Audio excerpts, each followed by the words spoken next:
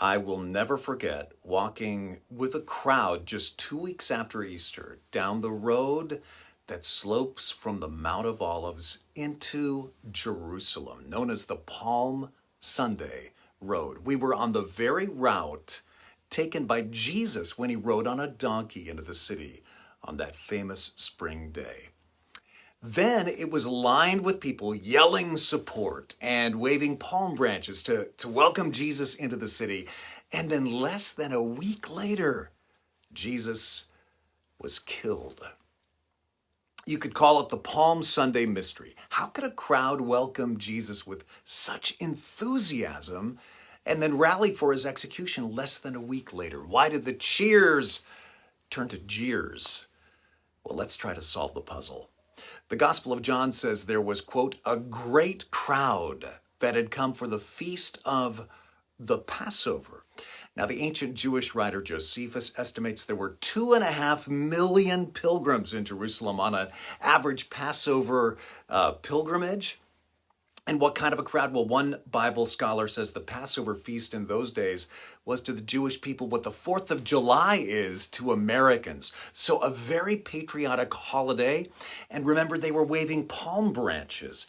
The palm branch was like waving the stars and stripes. Jewish people from the first century had coins with palm branches on them that said, for the freedom of Jerusalem. So it was like a flag that they were waving. And they were yelling, Hosanna, which means save us now. Not just save us, but save us now. So in other words, it was basically a big political rally in their minds. They looked at Jesus as their political savior for freedom from the Romans. They were putting their agenda on Jesus and their timetable on Jesus. And then when Jesus doesn't appear to come through for them, the corrupt temple leadership is able to gather just enough disaffected people to rally for the Romans to crucify Jesus. You know what?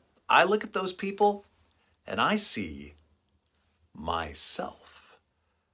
I often imagine my top priorities must also be Jesus's top priorities. I put my agenda on God. I put my timetable on God.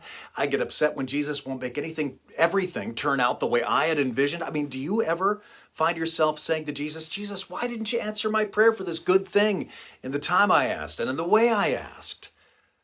But on Palm Sunday and Easter week, the crowd discovered Jesus was going to start a revolution, all right, but far greater than they could have imagined, for freedom from sin and death, not just Romans. He had the best thing in mind for them, and he always has the best thing in mind for me and for you, no matter what I perceive my agenda to be.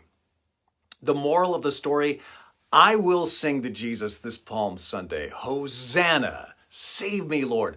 But I'm not going to force my agenda and my timetable on Jesus about all my perceived problems.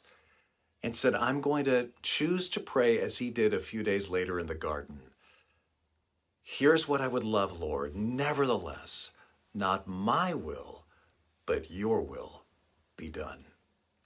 Hey, I hope you're able to join me this Sunday. I'm going to wrap up our series, 7 Verses Jesus Loved, with a look at probably the most misunderstood verse that Jesus ever spoke. It was on the cross. Hope you can join me Saturday at 6, Sunday at 9 a.m. and 11. And don't forget to invite your friends to Easter services in 1 week.